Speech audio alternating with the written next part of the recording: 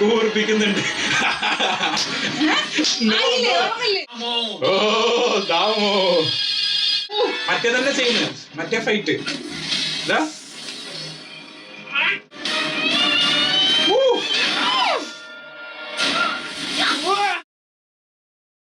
ചേച്ചിയുടെ പുതിയ റിയാക്ഷൻ വീഡിയോയിലേക്ക് സ്വാഗതം. അപ്പൊ നമ്മളിന്ന് റിയാക്ഷൻ ചെയ്യാൻ പോകുന്നത് നമ്മളുടെ സൂര്യന്റെ 7ാം മറി മൂവിയിലെ ആ ഒരു മെയിൻ സീനാണെന്ന് തോന്നുന്നു ഇനി വരാൻ പോകുന്നത്. കാരണം ഏകദേശം ട്രാക്ക് മാറി, ഏകദേശം ആ ഒരു മെയിൻ ടോപ്പിക്കിലോട്ട് ഇങ്ങനെ വന്നോണ്ടിരിക്കുകയാണ്. കഴിഞ്ഞ സീനിൽ ഏകദേശം എല്ലാ ടോപ്പിക്കും പറഞ്ഞു കഴിഞ്ഞാൽ പ്രൊഫസർ കംപ്ലീറ്റ്ലി നമുക്ക് കാര്യങ്ങളൊക്കെ വിശദീകരിച്ചു തന്നത്. സിനിമയിലുള്ള ക്യാരക്ടേഴ്സും പറഞ്ഞു നമുക്കും ആ സാധനം കിട്ടി. ആൻഡ് ഡോങ്ലി ഇങ്ങനെ ചേസ് ചെയ്തുകൊണ്ട് വന്നോണ്ടിരിക്കുകയാണ്. ഏകദേശം ഒരേ സ്ഥലത്ത് തന്നെ രണ്ടുപേരും ഉള്ളത്. നമുക്ക് നേരം നോക്കാം സൂര്യനെ ബീറ്റ് ചെയ്യോ ഇല്ല എന്നുള്ളത് അല്ലെ. അതിനല്ലേ വെയിറ്റ് ചെയ്യുന്നത് ഫേസ് ഓഫ് സീൻ. ശരിക്കും ഭയങ്കര ഒരു ത്രില്ല് മൊമെന്റിലാണ് കൊണ്ടാ നിർത്തിയത് കഴിഞ്ഞ പ്രാവശ്യം. ആ വീട്ടിലോട്ട് ഇനി പ്രൊഫസർ എന്തെങ്കിലും ചെയ്യോ? അല്ലേ വീട്ടിലോട്ടല്ലേ, ഇത് ഹോസ്പിറ്റലല്ലേ? ഡയറക്റ്റ് വീട്ടിലോട്ടാണോ വരുന്നത്? വീടല്ലേ ആ ഇവിടെ വീട് അവിടെ ഹോസ്പിറ്റൽ. ഇവര് ഹോസ്പിറ്റലിൽ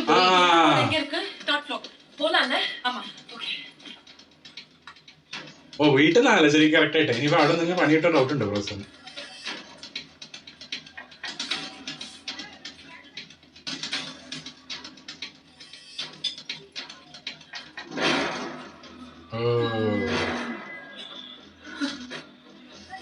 അതുപോലത്തെ രസം എല്ലാവർക്കും അന്ന് വന്ന പോലത്തെ. അതിനാണ് ആ സാധനം കാണിച്ചത് ഫസ്റ്റ്. செஞ்சுரியில வந்து அதே நோய், எந்த நோய் இந்தியாவுக்கு வரக்கூடாதுன்னு போதி தர்மன் சைனாவுக்கு போனாரோ அது இப்போ வந்துருச்சு. അത് ഇങ്ങോട്ട് വരാൻ പാടില്ല എന്നുണ്ടായിരുന്നു. இல்ல அரவிந்த், இப்போ அது முக்கியம் இல்ல.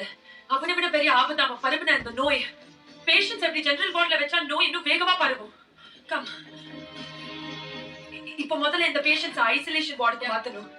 அஸ்வின், நீ ஹெல்த் மினிஸ்டரை கான்டாக்ட் பண்ணி இந்த சிச்சுவேஷனோட சீரியஸ்னஸ் எடுத்து சொல்லு. இம்ரான், நீ இந்த பேஷண்ட்ஸோட மெடிக்கல் ரிப்போர்ட்ஸ் எல்லாம் கலெக்ட் பண்ணி WHO க்கு மெயில் பண்ணு. இந்த டிசீஸ் பத்தி ஃபுல் டீடைல்ஸ் டெலிகிராம் மூலமாவும் மெயில் மூலமாவும் தெரியப்படுத்தணும். ஓகே விஷா, மாலதி, நீங்க ரெண்டு பேரும் நியூஸ் சேனல்ஸை கான்டாக்ட் பண்ணி மக்களுக்கு உடனே இது பத்தி புரிய வைக்கணும். ஓகே அரவிந்த், நான் போய் இந்த ஹாஸ்பிடலோட டீனை மீட் பண்றேன். நீ சீஃப் டாக்டர் எங்கேன்னு பார்த்து வந்துரு. Okay let's go. ശ്രുതിയുടെ റോളുണ്ടോ? என்னமா சொல்றே நீ? 6th செஞ்சுரியில வந்த டிசீஸ். ஆமா டாக்டர், 6th செஞ்சுரியில இந்த டிசீஸ் சைனால வந்து பல லட்சக்கணக்கான பேர் இறந்திருக்காங்க. காஞ்சிபுரத்துல இருந்து போதி தர்மன் ஒருத்தர் போய் தான் குணப்படுத்தினாரு. பஹாருக்கு போன ஃபர்ஸ்ட் டாக்டர். இப்போ அந்த டிசீஸ் திரும்ப இந்தியாவுக்கு வந்திருக்கு. அதுல 3 பேஷண்ட்ஸ் உங்க ஹாஸ்பிடல்ல அட்மிட் ஆயிருக்காங்க. என்னமா சொல்றே? ஜெனரல் வார்ட்ல bed number 76, 77 and 78 doctor. Oh, அந்த அயனாவரம் பேஷண்டா? எஸ். அது அம்மா நோய்மா, சிக்கன் பாக்ஸ். ஆன்டி வைரல் ஒரு டோஸ் கொடுத்தா மண்டே டிஸ்சார்ஜ். இல்ல டாக்டர், உடனே அவங்கள தனிமைப்படுத்தணும். ஜெனரல் வார்ட்ல வச்சா 3 நாள்ல மத்த பேஷண்ட்ஸ்க்கு பரவிடும். உடனே தனி வார்டுக்கு மாத்துங்க. அட்டெண்ட் பண்ண டாக்டர் நர்ஸ்க்கு ஃபேஸ் மாஸ்க் கொடுங்க. இந்த பாருமா, பிளட் டெஸ்ட், யூரின் கல்ச்சர் எல்லா டெஸ்டும் பண்ணி ஆகணும். ரிசல்ட் வரதுக்கு 5 நாள் ஆயிடும். அது வரைக்கும் அமர் ட்ரீட்மென்ட் தான். சரியா இல்லனா அப்புறம் மெடிசினை மாத்தி பாத்துக்கோ. മറ്റേതായിട്ട് അവര് പറയുന്നത്. அதுக்கு டைம் எல்லாம் இல்ல, please understand doctor. Out patient ഞാൻ தான் பார்த்தேன். டாக்டர் സീരിയസ്നെസ് എടുക്കുന്നില്ല. കാരണം അങ്ങനെ ഒരു വരുന്നുണ്ടല്ലോ ഇങ്ങോട്ട്. ഓ കൊണ്ടുവന്നു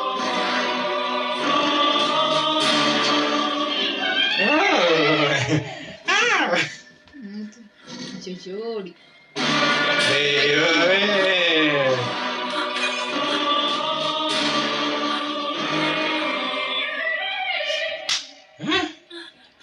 ഹോസ്പിറ്റലിലെത്തി. മാസ്ക് ഇട്ടാ തിരിച്ചറിയാൻ പറ്റില്ല എന്നുള്ള ദിവസം പറയാറില്ലേ?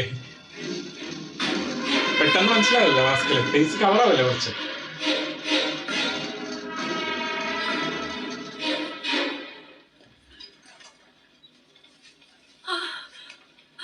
ചീഫ് ഡോക്ടർ ரொம்ப ஸ்ட்ரிக்ட். பணம் இல்லாம பார்க்க முடியாது. முக்கியமான விஷயம் பார்க்கணும். Hello hello Aravind. என்ன சுபா? அரவிந்த், உடனே ஹாஸ்பிடல் பின் பக்கமா வெளியில வந்துரு. ஏன்? டாக்டர் நம்மள தேடி இங்க வந்துட்டான். எங்க இருக்காவ? அரவிந்த், அவசரப்படாத. அவளை நாம ஒண்ணும் பண்ண முடியாது. அவ கண்ணை நெசிக்கிட்டா எல்லாமே வேஸ்ட் ஆயிடும். കണ്ണ് அரவிந்த், ப்ளீஸ் அண்டர்ஸ்டாண்ட். മരട്ടു പോയാലെങ്ങനെയുണ്ടാവും? அரவிந்த், எங்க வரணும்? ஹாஸ்பிடல் பின் பக்கம் வந்துரு, நானும் வரேன். കണ്ണ് നോക്കിയാലോ? ആ കണ്ണിന് നോക്കിയാ കണ്ണട ഇട്ടിട്ട് വേണം. അവിടെ ഉണ്ടാ സൂര്യണ്ണന്റെ കണ്ണല്ല മെയിൻ സാധനം ശരിക്കും. മറ്റേ നമ്മള് എപ്പോഴും പറയുന്ന പ്രേതം പോണോലും ആക്ടർ എന്നുള്ള രീതിയിൽ എപ്പോഴും നമ്മൾ വരും കേട്ടോ, തിരിച്ചു വരും. കണ്ണ്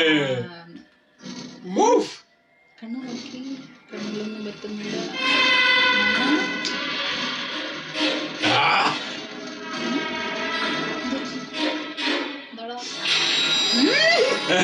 കൂർപ്പിക്കുന്നുണ്ട്.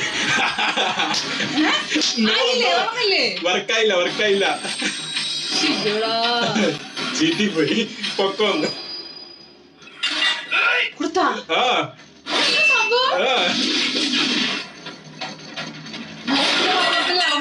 80% മാച്ച് ഉള്ളിൽ ഇരിക്കുത്.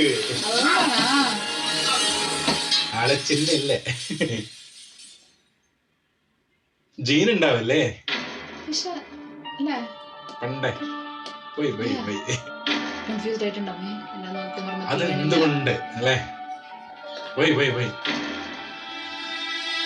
ആളതാണ് ഇപ്പൊ കൺഫ്യൂസ്ഡ് അല്ലേ. എന്റെ മൂക്കുമർമ്മത്തിൽ വീടില്ലാത്തത് എന്തുകൊണ്ട്? ടെമ്പിളിലോട്ട് വിളിക്കുന്നു ഡയറക്റ്റ് ചൈനയിലെ ഷാവലിംഗ് ടെമ്പിൾ. நான் டாம்லி பேசுறேன். டாம்லி எப்படி இருக்க? அது இருக்கட்டும்.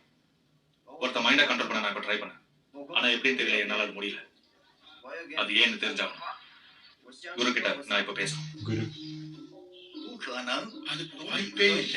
டாங்கிலியால எல்லாருடைய மைண்டையும் கண்ட்ரோல் பண்ண முடியும்.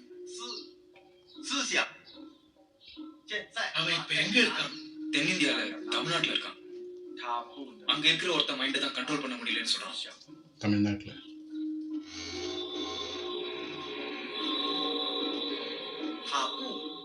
அவன் அங்க இருக்க கூடாது. அவனை திரும்பி வர சொல்லு. ஏன் என்னால அவன் மைண்டை கண்ட்ரோல் பண்ண முடியல? தாமோ தாமு மாஸ்டர். அது தாமோவோட ரத்தம். அவரே தான் கொன்னாச்சுல. அவரோட ரத்தம் என்ன பண்ணுதுன்னு பாருங்க.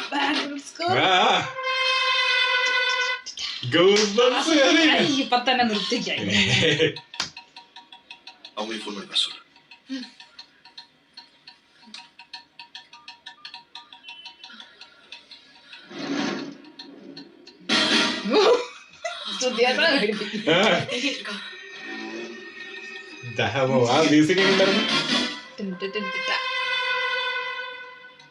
സൂര്യനെ കണ്ണൊക്കെ ഇങ്ങോട്ട് ആക്കിട്ടുണ്ടല്ലേ. കണ്ണ ഭയങ്കര ഫോക്കസ് ആയി കാണുട്ടാ. ഇല്ലേ കണ്ണാ വിട്ടത് കണ്ണേ ഭയങ്കര കണ്ണ് കേട്ടാ. പൊതുവെ കണ്ണിനെ കാണാറ്. പക്ഷെ ഇന്നത്തെ കുറച്ച് എനിക്ക് ഭയങ്കര ഇത് ചെയ്തിട്ടുണ്ട്, ഷാർപ്പ് ചെയ്തിട്ട് ഡൗട്ട് ഉണ്ട്.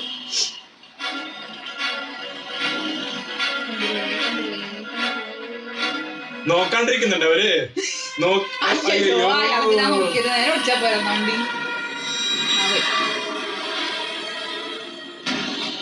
അതെ ഓട്ടോക്കാരനെ കൺട്രോൾ ചെയ്ത്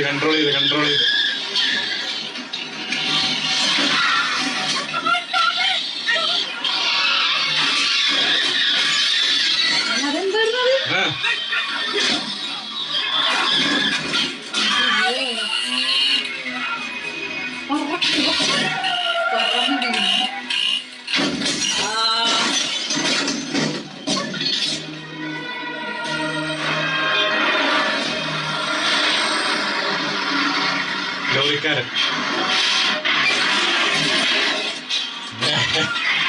ഇത് കാണുമ്പോ എന്തോടം പോലെ തോന്നുന്നൊരു സോംബി പടം പോലെ ഉണ്ടോ? ഇല്ലേ നമ്മളീ വൈറസ് പിടിച്ചു പിടിക്കുന്ന പോലെ ഇവിടെ കൺട്രോൾ ചെയ്താന്ന് കൊണ്ടുപോകണം.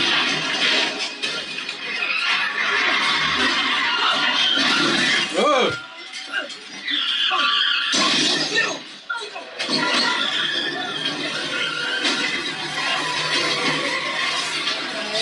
പണി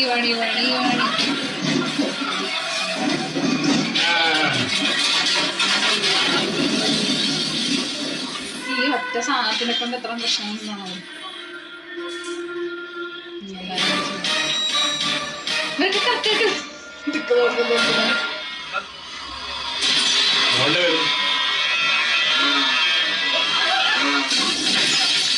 അവരൊക്കെ ഏതെങ്കിലും സൂയിസൈഡ് ചെയ്യുന്ന പോലെ വരുന്നു, മനസ്സിലായോ? കൺട്രോൾ ചെയ്ത് കഴിഞ്ഞാൽ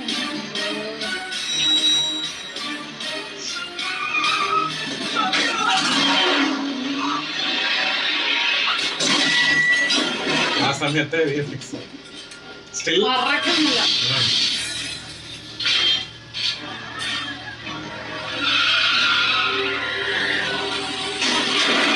എല്ലാം ഇതാക്കാണ് മാക്സിമം. ഇനി എന്ത് അല്ലേ, ഇനി എന്ത് ആ ചോദ്യം നമ്മൾ സോംബി എഫക്ട്. അയ്യോ ഞാൻ ഇങ്ങനത്തെ ഒരു പടം ഇവിടെ കണ്ടിട്ടുണ്ടല്ലോ. ഇല്ല, സോംബി പടം കണ്ട് കുറെ കണ്ട്. അതാ വരുന്ന ഓരോരാള് സോംബി പടങ്ങൾ ഇങ്ങനെ ഇങ്ങനെ. പക്ഷെ അവരെ ലുക്ക് ആയിരിക്കും, അതാണ് പേടിയാവും. പ്രേതം വരും പെട്ടെന്ന്. ചൈന ഒരു ട്രെയിൻ അത് പക്ഷെ ട്രെയിനിലുള്ള ഫുള്ള് അത് റിയാക്ട് ചെയ്യാൻ പറഞ്ഞു. ആണോ?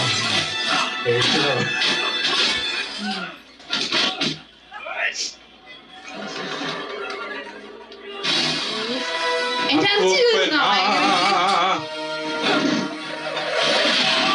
എനർജി കയറുന്നില്ല, ഏകദേശം കൺട്രോൾ ചെയ്തിട്ടാണ് ചെയ്യാൻ. എന്താ മറ്റേ തന്നെ ചെയ്യുന്നത്, മറ്റേ ഫൈറ്റ് എന്താ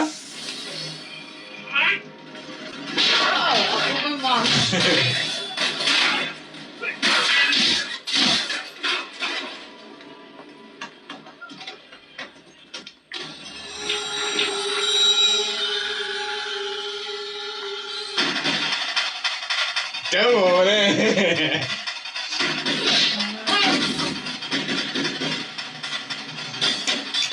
എന്താ ബീച്ച് ഇങ്ങനൊരു സീൻ ഇല്ലാത്തണ്ടാവില്ലേ? സാധനല്ലേ?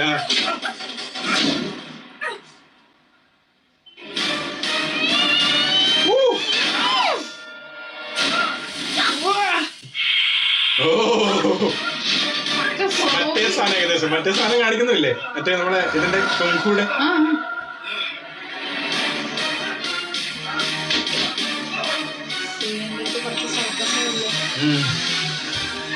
പിന്നെ രക്തത്തിലുള്ള കുറച്ച് സംഭവങ്ങൾ അല്ലേ?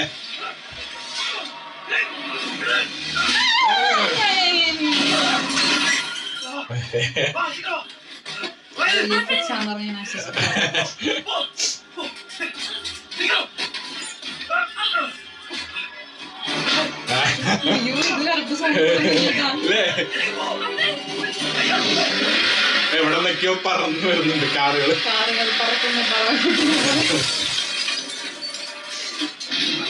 അത് കുറച്ച് നന്നായിട്ട് എടുക്കായിരുന്നു അല്ലേ? അത് കാലഘട്ടം അന്ന്. ഇപ്പൊ കുറച്ചും കൂടി നന്നാക്കിയില്ല ഈ സമയത്ത് എടുത്തിട്ടുണ്ടെങ്കിൽ.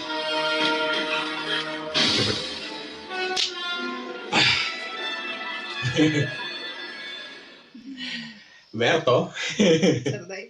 ഞാൻ പറഞ്ഞല്ലോ അവിടെ ദാമമാസ്റ്റർ എടുക്കുന്ന നിർത്താന്നുള്ളത്. അതുകൊണ്ടല്ല, അവിടെ ഭയങ്കര എൻഗേജിംഗ് ആയിട്ട് തോന്നുന്നു. അതായത് രണ്ടുപേരും മീറ്റ് ചെയ്യുന്നില്ല, രണ്ടുപേരും മീറ്റ് ചെയ്യാൻ പോകുമ്പോ എന്താ സംഭവിക്കാൻ. അല്ല, ഓൾറെഡി ഒരു പ്രാവശ്യം കണ്ണില് പിടിക്കൂലെന്ന് മനസ്സിലായില്ലേ? അതല്ല ആള് ചോദിച്ചു ആരാണെന്ന് ചോദിച്ചപ്പോ ദാമമാസ്റ്റർ. അപ്പോഴാണ് നമുക്കൊരു ഗൂസ് ബംസ് കേറുന്നത്, പിന്നെ കാണാൻ വേണ്ടി. ഇത് നീളത്തിൽ ഇത്ര നീളത്തിൽ ഇറക്കാൻ പറ്റുമെന്നുള്ള അറിയില്ല, അതാണ് വേറെ കാര്യം. പകുതി വെക്കേണ്ടി വരും.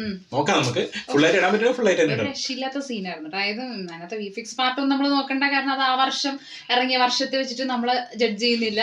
എനിക്ക് തോന്നുന്നു ഈ ഒരു കാലഘട്ടത്തിലായിരുന്നു ഈ ഒരു മൂവി ഇറങ്ങിയിരുന്നെങ്കിൽ ഗംഭീര, അതായത് ഏത് മൂവിനേക്കാളും എല്ലാത്തിനേക്കാളും സ്കോർ ചെയ്യാൻ പറ്റുന്ന ഒരു മൂവി ആവാൻ. കാരണം ഈ കാലഘട്ടത്തിൽ ഒന്നും കൂടി നന്നാക്കി എടുക്കാൻ പറ്റും. ആ ഒരു ബഡ്ജറ്റ് ഒക്കെ കുറച്ചും കൂടി കൂട്ടിയിട്ട് അല്ലെ, ഭയങ്കര ആ ഒരു VFX സാധനങ്ങളൊക്കെ ഗംഭീരാക്കിയിട്ടുണ്ടെങ്കിൽ ഇപ്പൊ എനിക്കൊന്ന് പൊളിപ്പടായിരിക്കും. പക്ഷെ ആ കാലഘട്ടത്തിലും ആ ഒരു ലിമിറ്റഡ് സാധനങ്ങൾ വെച്ചിട്ടും നന്നാക്കി തന്നെ എടുത്തിട്ടുണ്ട്. അതായത് എനിക്ക് തോന്നുന്നത് കാലത്തിന് മുന്നിറങ്ങിയ മൂവി തന്നെയാണ്. ഇപ്പോഴാണ് കുറച്ചും കൂടി ഈ ഒരു സംഭവങ്ങൾ. പിന്നെ എനിക്ക് അങ്ങനെ ഇതുവരെയും കണ്ടതിൽ ഒരു അപാകതകൾ എനിക്ക് പേഴ്സണലി തോന്നിയില്ല. പിന്നെ എനിക്ക് തോന്നുന്നത് എന്താ പറയുക, ആ സമയത്ത് ഗജനി എന്ന് പറഞ്ഞ ഒരു മൂവി ഒരു നമ്മളല്ലേ പില്ലർ എന്നതിന് പറയാം, ഒരു സംഭവം ഉണ്ട്, ഒരു സെറ്റ് ആക്കി വെച്ചിട്ടുണ്ട്. അതിന്റെ മുകളിലേ നമ്മൾ പ്രതീക്ഷിക്കുള്ളൂ.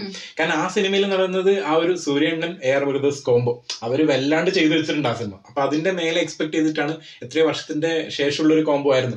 അപ്പൊ ആ ഒരു പ്രതീക്ഷയായിരിക്കണം ചിലപ്പോൾ ആ സമയത്ത് പോയപ്പോൾ. കാരണം എന്താ വെച്ചിട്ടുണ്ടെങ്കിൽ നമ്മൾ ഈ മൂവി റിയാക്ഷൻ ചെയ്യുന്നതിന് മുന്നേ ഞാൻ കമന്റ്സ് കണ്ടിട്ടുണ്ടായിരുന്നു. അതായത് ഇതിന്റെ ഏകദേശം ഫസ്റ്റ് ഹാഫ് ഒക്കെ ഗംഭീരാണ്, സെക്കൻഡ് ഹാഫിൽ എവിടേക്കും ഇങ്ങനെ പോകുന്നുണ്ട്, അത് ഏകദേശം ഭയങ്കര ഡിസപ്പോയിന്റ്മെന്റ് ഒക്കെ തന്ന ഒരു മേഖലയാണ് ആ ഒരു ഏരിയ എന്നൊക്കെ പറയുന്നുണ്ടായിരുന്നു. പിന്നെ ടോട്ടലി അത്ര ആളുകൾക്കൊന്നും ഇഷ്ടപ്പെട്ടില്ല. പക്ഷെ അത് പിന്നീട് ടിവിയിൽ വന്ന സമയത്താണെങ്കിൽ കുറെ അധികം ആളുകൾ അംഗീകരിച്ചു, കുറെ അധികം ലാംഗ്വേജിൽ അത് പോയി എന്നൊക്കെ പറയുന്നുണ്ടായിരുന്നു. കുറച്ചും കൂടി പ്രസക്തം ആയിക്കൊണ്ടിരിക്കുകയാണ്. അത് ഓരോ വർഷം കഴിയുന്നവർ ഇതിന്റെ വീര്യം കൂടുന്നു. അങ്ങനെയാണ്. പക്ഷെ എന്ന് വെച്ചാൽ ഇപ്പൊ ഞാനത് കേട്ടിട്ട് കാണുമ്പോഴാണെങ്കിൽ എനിക്ക് ഇതുവരെയായിട്ടും എവിടെയും പോയതായിട്ട് തോന്നണില്ല. കാരണം കേട്ടത് നെഗറ്റീവ് ആണ്. നെഗറ്റീവ് എന്ന് കേൾക്കുന്ന സമയത്ത് നമുക്ക് എത്ര കിട്ടിയത് പോസിറ്റീവ് ആണ്. ആദ്യം പക്ഷെ പോസിറ്റീവ് നമ്മള് എക്സ്പെക്ട് ചെയ്യുന്നത് പോസിറ്റിവിറ്റി ഭയങ്കര സംഭവമായിരിക്കും. കാരണം അത് ആ ഒരു കോമ്പിനേഷൻ ഉണ്ടാക്കി വെച്ച സാധനമാണ്. 3 വർഷത്തിന്റെ ഗ്യാപ്പിലാണ് ഇപ്പോൾ ഇറങ്ങിയത്. എനിക്കറിയില്ല അവിടെ ശരിക്കും ഡേറ്റ് എനിക്ക് ഓർമ്മയൊന്നുമില്ല. അപ്പോൾ ആ ഒരു സംഭവമാണ് എനിക്ക്. അപ്പൊ എന്താ നോക്കാം ഇനി അടുത്ത് എന്താ വരാൻ പോകുന്നത്. അപ്പൊ ഇതുവരെയും ഗംഭീരം തന്നെയാണ്. അതായത് ഞാനെന്ന പ്രേക്ഷക സാറ്റിസ്ഫൈഡ് ആണ് സംഭവത്തില്. സോങ്സ് ആണെങ്കിലും വലിയ പ്ലേസിങ്ങിന്റെ സംഭവങ്ങളൊന്നും തോന്നിയിട്ടുണ്ടല്ല. ആകെ ആ VFX സംഭവങ്ങൾ മാത്രമാണ് ആ ഒരു ചെറിയൊരു അത് നന്നാക്കാൻ പറ്റുന്ന ഒരു സാധനമായിരുന്നു കേട്ടോ. അത് ശരിക്കും അതവിടെയാണ് അവിടെ പോയിട്ടുണ്ടായിരുന്നത്. അപ്പൊ എന്തായാലും നമുക്ക് നെക്സ്റ്റ് സീനിൽ കാണാൻ എന്താ വരാൻ പോകുന്നുള്ള അത്രേ ഉള്ളൂ. Bye.